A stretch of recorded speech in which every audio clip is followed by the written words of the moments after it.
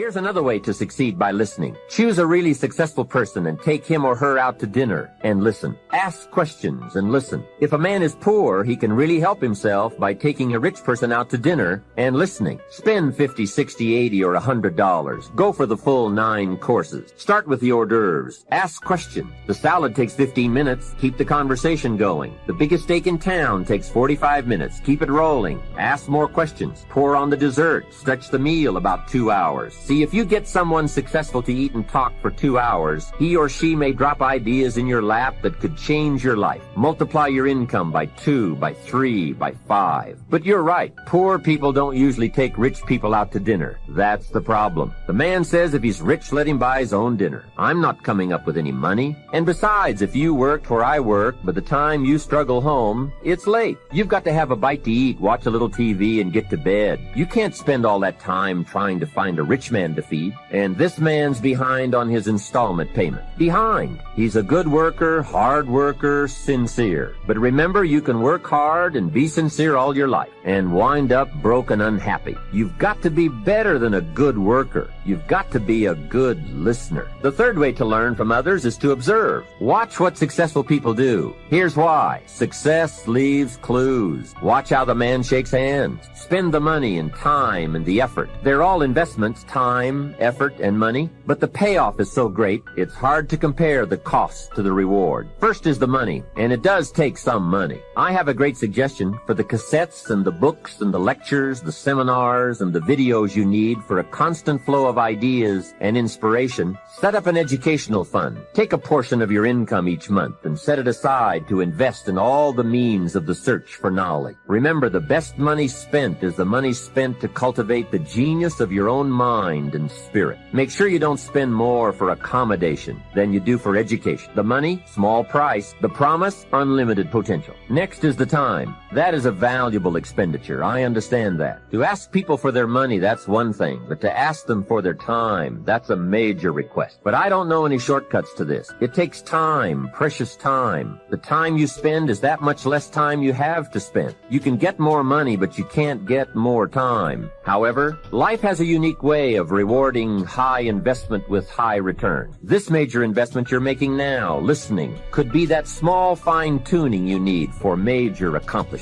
And last, the investment in effort. There is a great deal of difference in casual listening and serious listening. Listening to know, listening to learn, listening that opens up the whole mental and spiritual process is truly an investment in effort. Bringing heavy attention to bear. That takes effort. A mental rifle shot to strike the idea target. That takes a great deal of concentrated effort. However, this effort, high gear mental machinery, is the effort investment that opens the floodgates where ideas can work their magic for you in the marketplace. I'm going to make a statement. I don't know how it's going to fly in the room. Here I go. Education is not the most important thing in your life.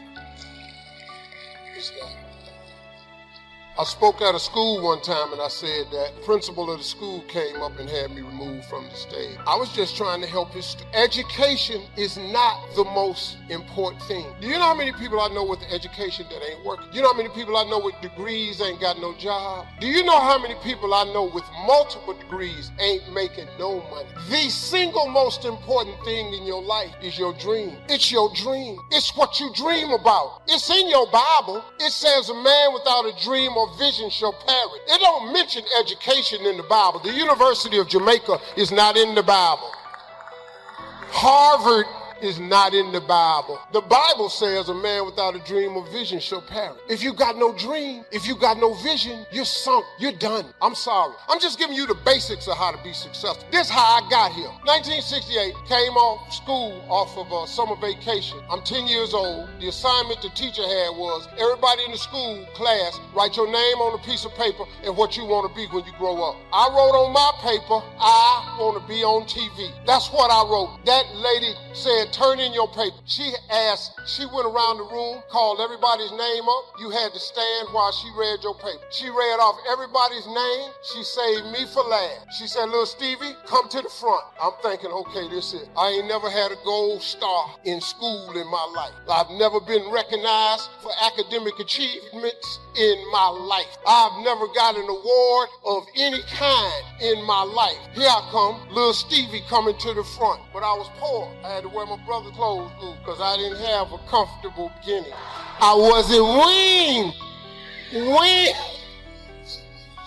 Steve Harvey's coming to the front. I got a belt that's too big, it's tied around me twice.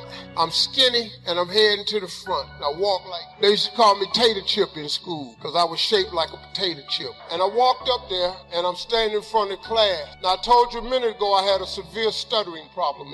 I could not talk outside of my house. I stuttered severely. I thought this woman was going to give me a gold star because I figured nobody else in the class had wrote I want to be on TV but me. So mine must be the best answer of all of them. So I'm standing up there and that lady started in on me. She didn't call me up there to give me no gold star. She called me to the front to humiliate, and that lady did. She said, why did you put something like this on your paper? Now, you've called me to the front. You know I have a stutter problem. You know I can't talk. So she started, why did you write this on your paper?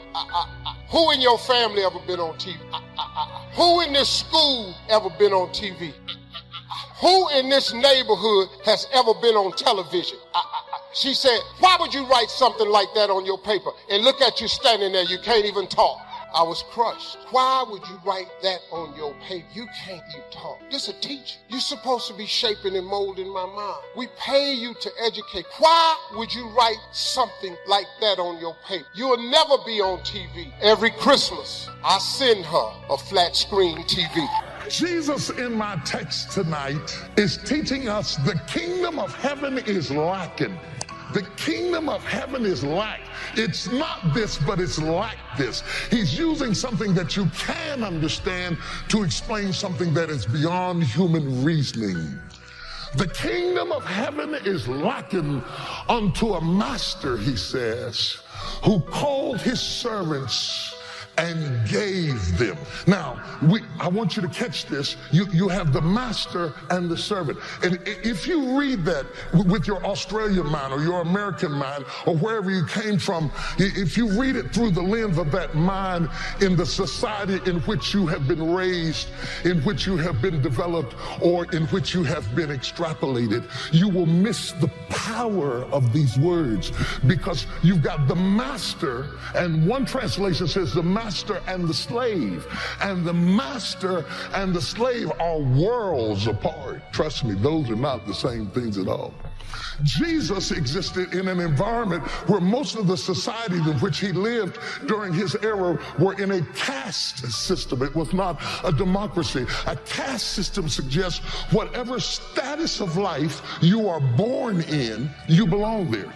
So if you were born a slave, then you stayed a slave. If you were born a master, you stayed a master. If you were born poor, you stayed poor. If you were born wealthy, you stayed wretched. There was no feeling of responsibility to raise one person up into another status of life. It is a caste system, the haves and the have-nots, the ins and the out, the master and the slave, the rich and the poor, and never the twain shall meet. So the whole notion that this master who owns the slave is getting ready to go on a trip, and he doesn't give it to his children, he doesn't give talents to his heirs, he bypasses his neighbors and gives it to a slave, is shocking.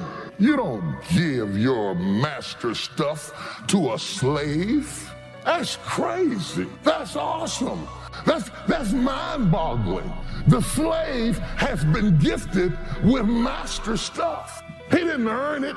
He didn't work for it. He didn't labor to get it. He has been gifted. God wants you to understand, as far as the master is from the slave, that's how far we are from God.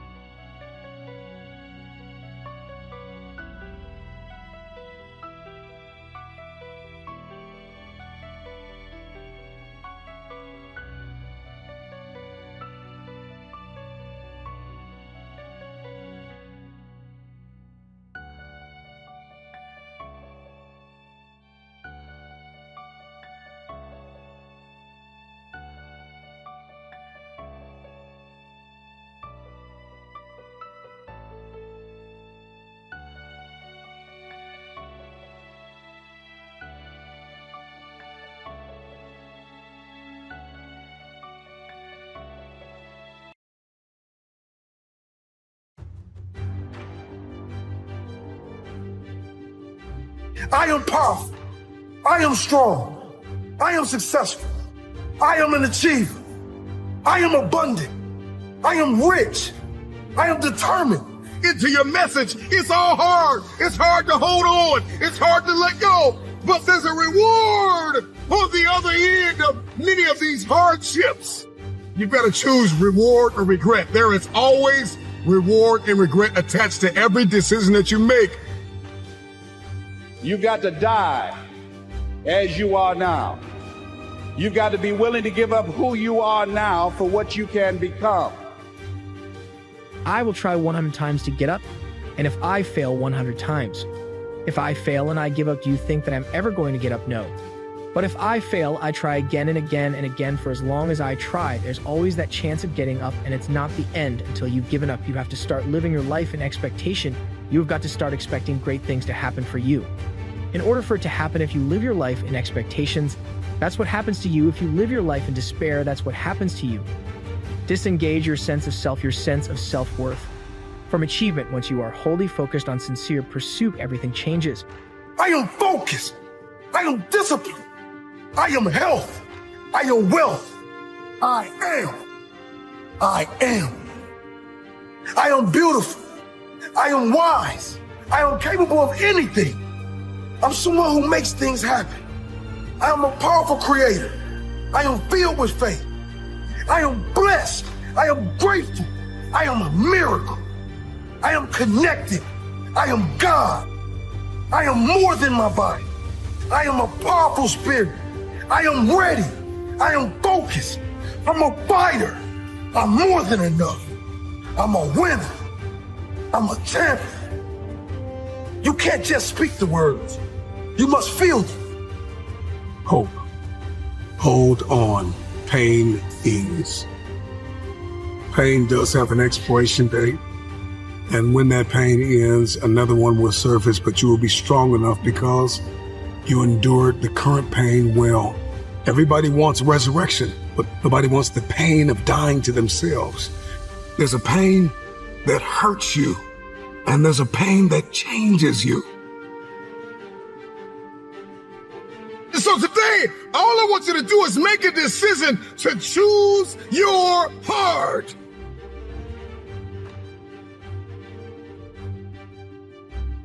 And you must believe them. Repeat them every day. Let them soak into your subconscious. Let the power become one with you. Ali said, I am the greatest, and he became the greatest. Are you ready to be great? I am. I am. Replace I want with I am. Instead of saying I want to be rich, say I am rich. I am wealthy. Say it. Feel it. Feel it until you believe it. I am powerful. I am strong. I am successful. I am abundant. I am rich. I am determined. I am focused. I am disciplined. I am capable of anything. I am a powerful creator. I am limitless. I am. I am.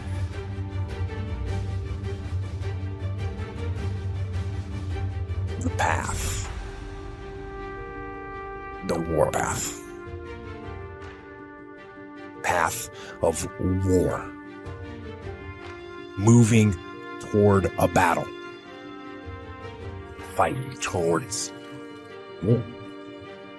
The actual war against our nation's enemies, or the war against my own weaknesses. Preparing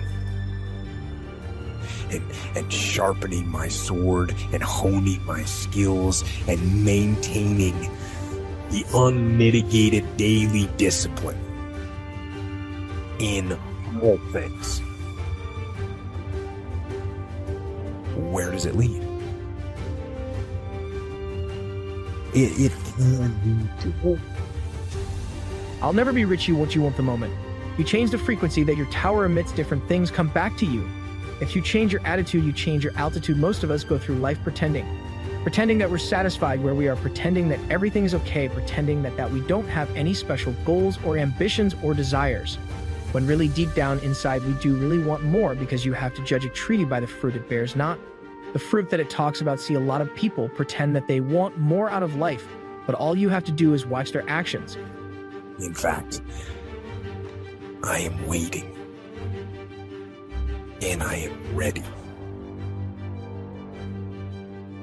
Because it's a war against ignorance. So it leads, the warpath leads to ownership of your life. And that is the warpath. The path of fight. Certain things will no longer fit into your life. There's no place for it.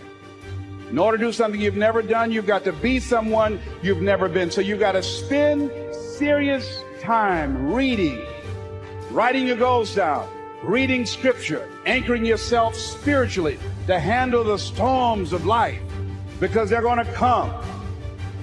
So every day you have to sell yourself and get out of your mind those old thoughts, that old belief system. Every day you've got to sell yourself on that it's possible. But you got to put a new mind in you. You got to get out of your mind. You got to begin to restructure your thinking. Every day you've got to begin to recondition your mind. See, many of us go through life making choices, thinking it's our choices. You really have to work hard for a set of skills that matter to you. A fool never learns. A smart man learns from his mistakes. A wise man learns from the mistakes of others. So you've got to completely divorce yourself from this notion of outcome and become completely obsessed with the idea of sincere pursuit. And so when you look at the night sky and that sense of awe grips you, it calls something out of you right to respond to. Your encounter with the infant, even your encounter with mortality, your encounter with finitude and limitation, all of that.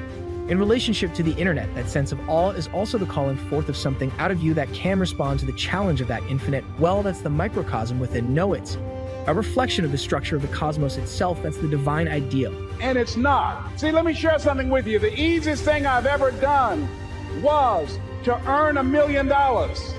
The most difficult thing I've ever done was to believe it could happen to me. That was the most difficult part. To believe that given my circumstances, if my birth parents came down this aisle right now, I would not know either one if my daddy came up here or my mother came up here. Given the fact that I was born in an abandoned building on a floor, being labeled educable, mentally retarded, not having any college training, I used to feel all my life that people who had college degrees were more intelligent than me. I remember going to see the late Dr. Norman Vincent Peale, the author of the book, The Power of Positive Thinking. And I used to look at him up on stage and I said, I could do that. I would love to talk to people. I love to talk to people. And I said, I could do that. But then when I started going back to my car, my mental conditioning activated itself. And it said, Les Brown, you can't do that. Only thing that's going to make you happy, my friend, in this year or any other is to step up. It's to raise the standard. It's to discover what you're capable of and feel that incredible power pushing through whatever's holding you back and get to the other side of more of your true self. That's what this game is all about. So life is real short, so you have all your traveling and of all your sleeping and of all your school. Out of all your entertainment, you've probably been half your life doing nothing. So out of 30 years, I might have about 16 years to be productive. So it's how we can all break individual lives now. You've got to completely divorce yourself from this notion of outcome and become completely obsessed with the idea of sincere pursuit. Now, why sincere pursuit? The reason to tie your sense of self, your self-esteem. Why?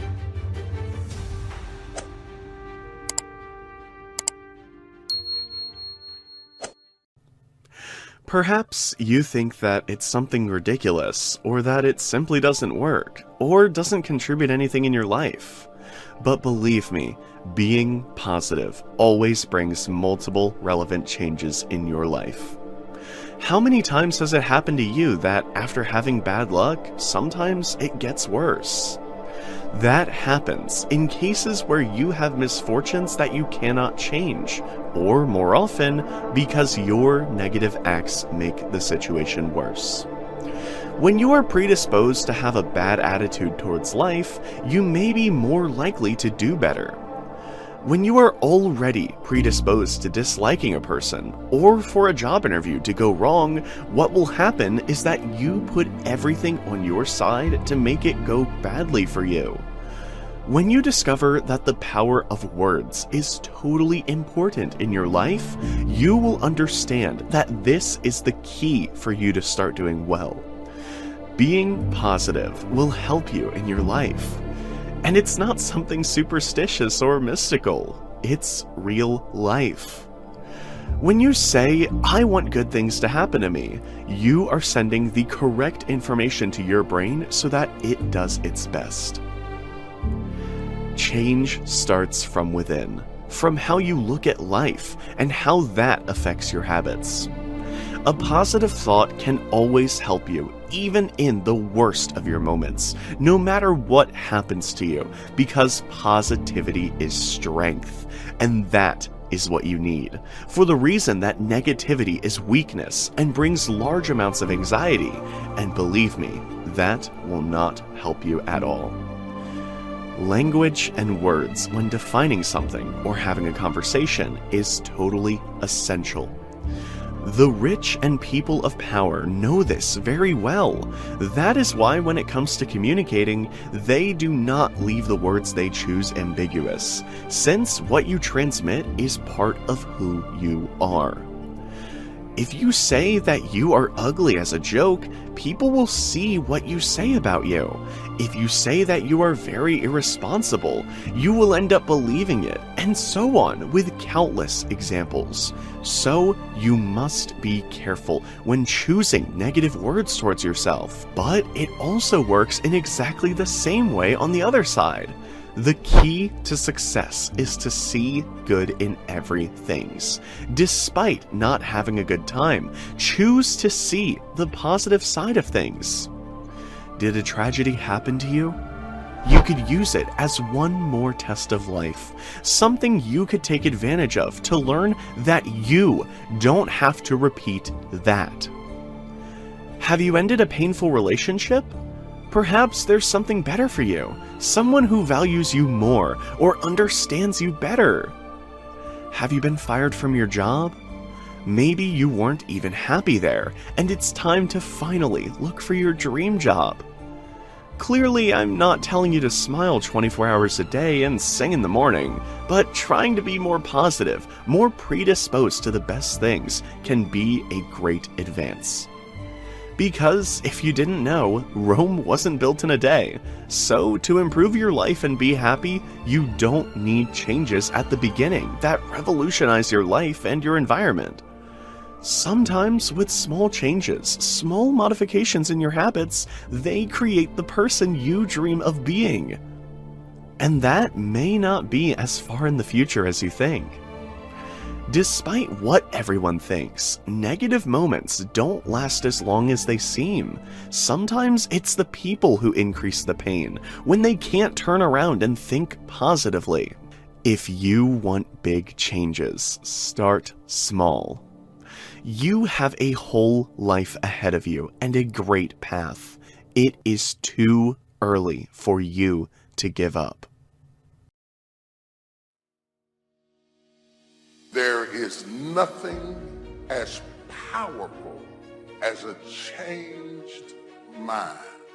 You can change your hair, your clothing, your address, your residence.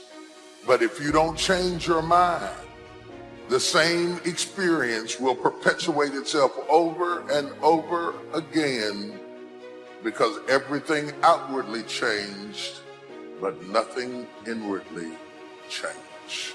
You know, nothing happens unless you change. So change is not our enemy, it's our friend. There's a season that you may go through a difficult period, but that is to wake up your ability to change. You cannot become what you were born to be unless you are not willing to change into something you are not. This is why change is so important. I like what it says here. Shakespeare says, "Sweet are the uses of adversity." We never grow in good times. We never advance unless we're under pressure.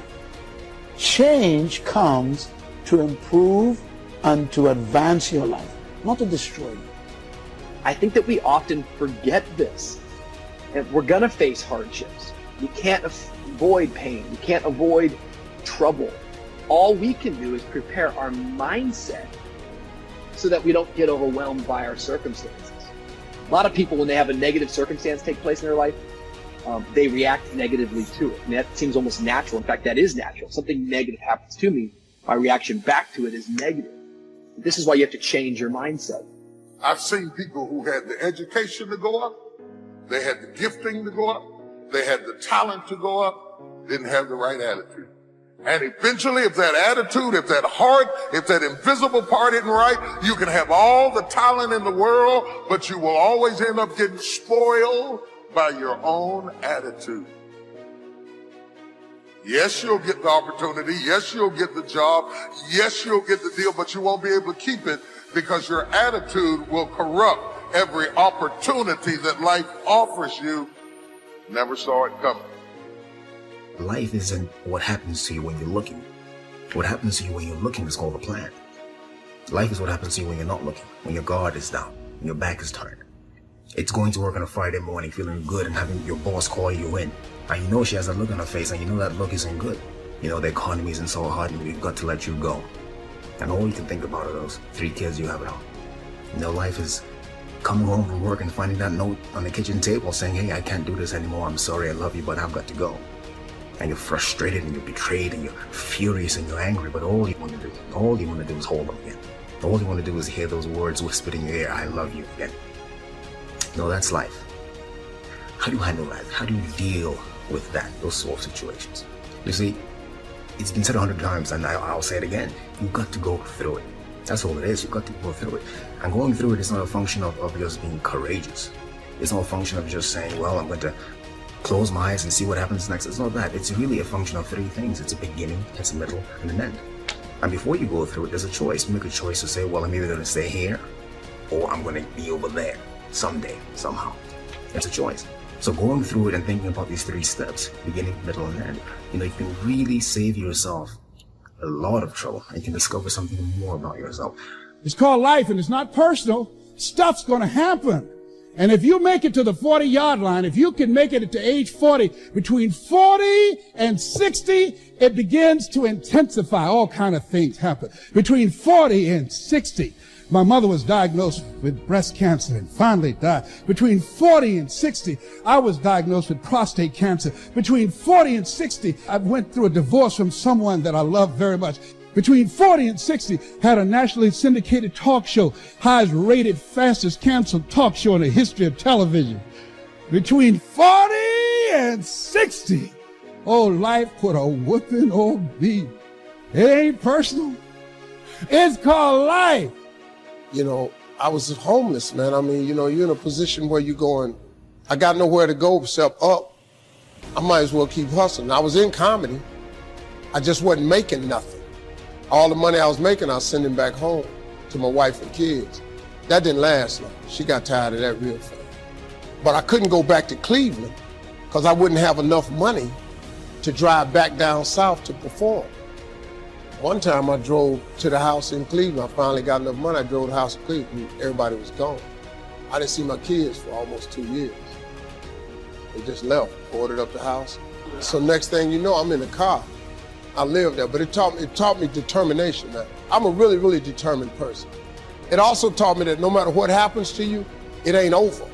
I was determined to be something. As long as God wakes you up, that means he ain't through with you yet. There is nothing as powerful as a changed mind. The only way off of welfare is to change your default settings.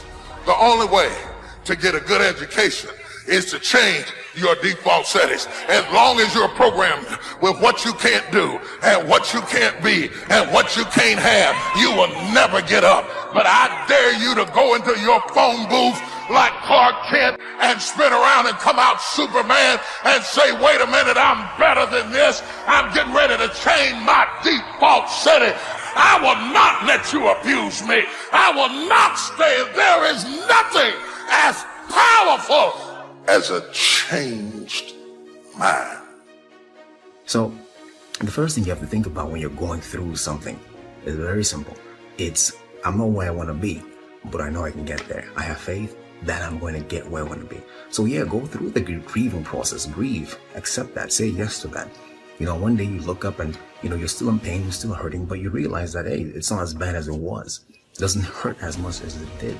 And I'm going forward, I'm moving forward.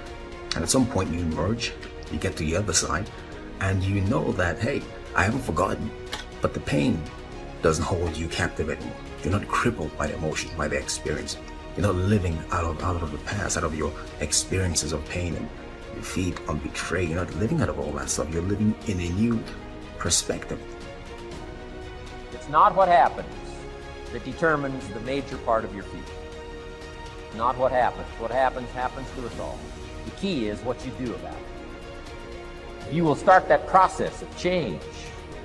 Do something different the next 90 days than you did the last 90 days, like picking up the books to read. Do something different, like the new health disciplines, relationship with your family, whatever it is, doesn't matter how small it is. You'll start doing different things with the same circumstances. Since we cannot change the circumstances, we can change ourselves. We can change what we do. Anytime you go through something, there's a fight. It's either a spiritual fight, an emotional fight, a physical fight. There's some sort of fight. But the key to the whole thing of this fight is that the form is in the fight. That's the only thing you should take away from here today. The form is in the fight. What does that mean? It means that you don't get to become this interesting, dynamic, creative, courageous woman, amazing man without going through something. Right? That's what the form is. The people who are form are the people who you see them and they stand out to you. Because you know there's something about them. They figured something out about life. They're attractive to you. They're interesting to you. These people have form because they've gone through something. You know, so don't run away from the fight. Meaning, go through it. Don't be afraid to go through it. Get through it, because at the end of getting through it, I guarantee you there's at least one thing you discover about yourself. You discover that there's a version of you haven't discovered yet. You don't even know exists yet. It's not that you might not mess up and do what you used to do. It's just that it's no longer your normal. And when it's no longer your normal, you will never go back to it like it used to have you. Because the moment you get out of the situation, you change back into who you're supposed to be. Y'all don't hear what I'm saying to you. Both the pig and the sheep can fall into the same mud, but the difference is in the default. The pig is defaulted to lack the mud. The sheep has a default that says, I don't belong in this mess. I might be in this mess, but I don't belong. I don't have to tell you things are bad.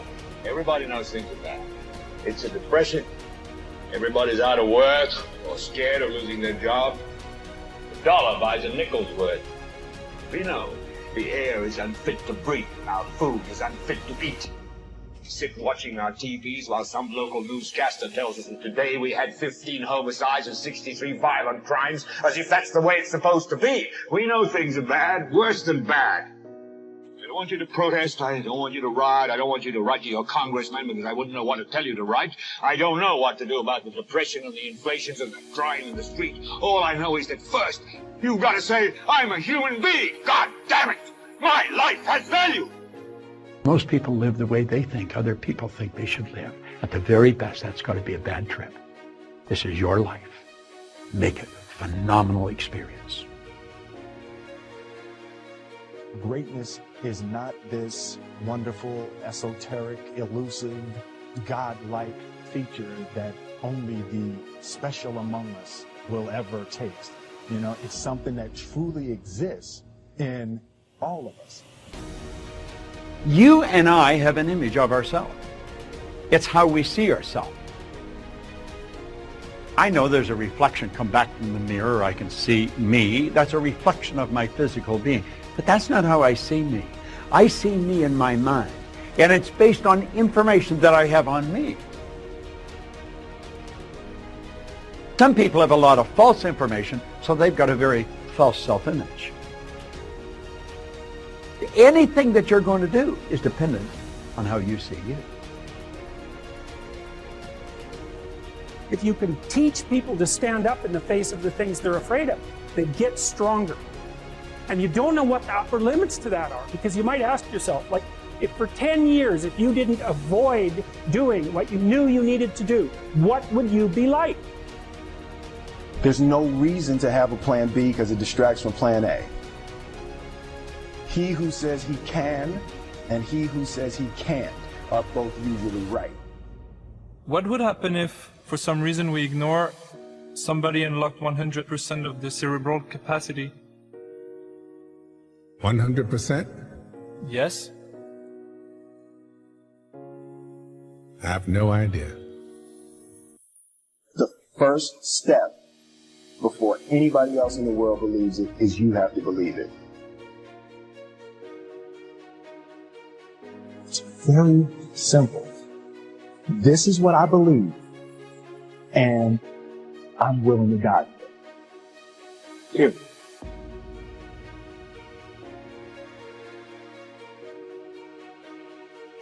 I want to represent the idea that you really can make. I just believe that. I believe that I can create whatever I want to create.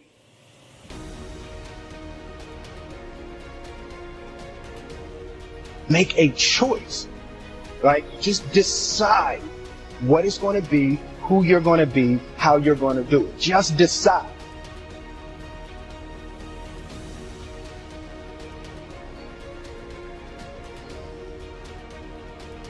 If you are not making someone else's life better, then you're wasting your time.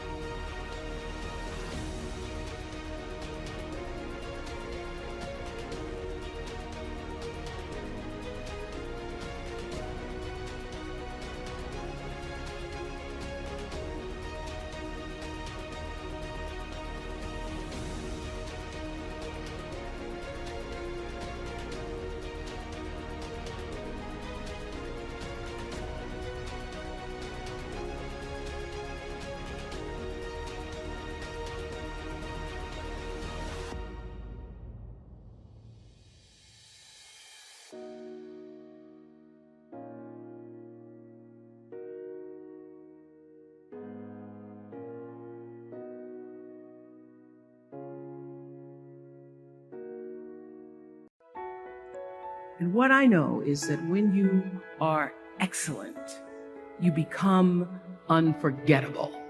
People remember you. You stand out. Regardless of what it is, you become an unforgettable woman. And that is what we all want.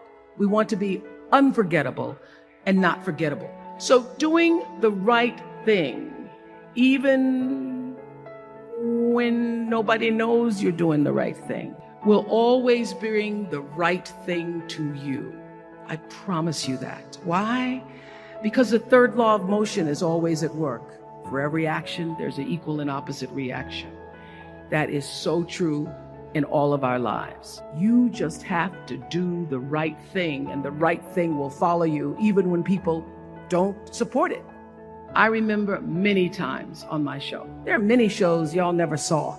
And the reason you didn't see them is because I got the last vote. And I remember 2010, my team, hardest working team in television, had done this interview with a woman who turns out she was a Sunday school teacher by day and a sex addict at night. And they were like, you won't believe it. We got her going out, we got her with the men, and we get to show her, and she was willing to show us everything. I sat down with a woman for an interview that was taped. And during the process of the interview, I said, why are you doing this? And she said, oh, I want to help people. I want to tell my story and I want to help people. I said, do you have children? She says, yes, I have a 10-year-old son. I knew right then this is never going to see the light of day. So we got off the air and I said to the lady, we are not going to air that show. And she said, why? My producer said, why? She knew she was being filmed. She knew what she was saying. She knows what you...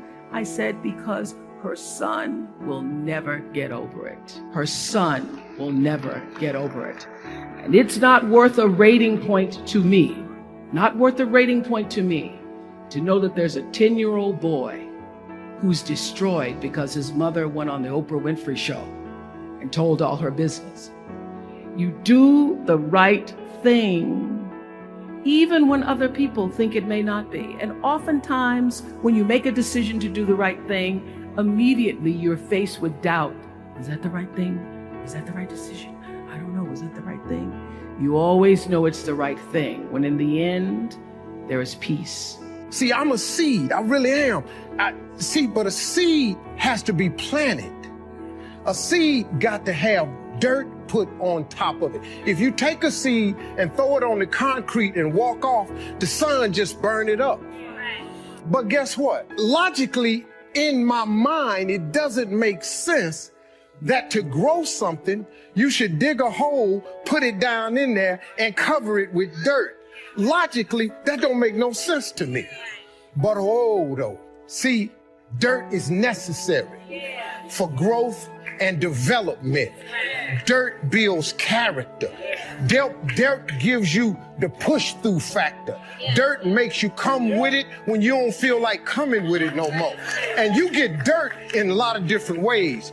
All of y'all that had dirt thrown on you. And dirt ain't always what you want. It's somebody talking about you down on your job. It's somebody accusing you of something that you didn't do. It's somebody telling you you ain't gonna make it. It's somebody sharing information about you that ain't true. Everybody get dirt put on. But see, when you're getting put under that stress, please know God is always working. God is always working, so I smile. Because I know he back there. See, that dirt builds character in you. When they talking about you, it teaches you to withstand it. Then it gives you something to push through. So when you put the seed and you put the dirt on it, if you understand stress, stress really ain't just dirt. See, they don't call it dirt when they plant it. They call it soil. Because see, soil has nutrients in it. What the nutrients, when people talking about you, dogging you, lying on you, backbiting, stealing from you, talking about you, they're actually putting nutrients in you. If they put a camera under the ground, you'd have seen the seed sprout open and start coming through the dirt, because the dirt is necessary so you can prove yourself. Everything you see above ground that blossoms and plants and grows and that's beautiful, it was underground one time. All them potatoes, collard greens, they was underground one time. Them apple trees, they was underground one time. So they had to prove themselves. See, you want to be successful, well then you got to prove yourself. You got to push through the dirt. You got to come up through here. You got to come out. Then you sprout, and then Bishop say, then you become a tree. Next thing you know, you got fruit. So when you under stress, take the stress for what it is. Don't get fooled. Don't just think, I don't know, man, Lord must not mean for it to be. What you tripping for? What you talking about? How you think you're gonna be a plant, a tree, a flower, a bush, and ain't no stress? How you gonna get to be that without no dirt? I expect people to talk about me. Matter of fact, I look forward to it now. They get sick thinking about going. Because see, when you go to a job and you already know how far you can go, you can already see that proverbial glass ceiling. See, when you're going someplace and you already know how much you're going to make, you already know how far you can go, you're in a dead-end position. It erodes your self-esteem. It lowers your sense of yourself. It creates an inner turmoil. It creates an emptiness in you. So I say that your life is worth finding what it is that you're supposed to do. And I'm not saying quit your job. I'm saying find it and do just a little bit of it. Just start working at it just a little bit, but do find out what your work is and hold on to it, and don't let your dream go. Don't let it go. See, and here's something else I want you to begin to look at. Why is it that most people don't pursue their dreams or don't do better than what they're doing if they're capable of doing it?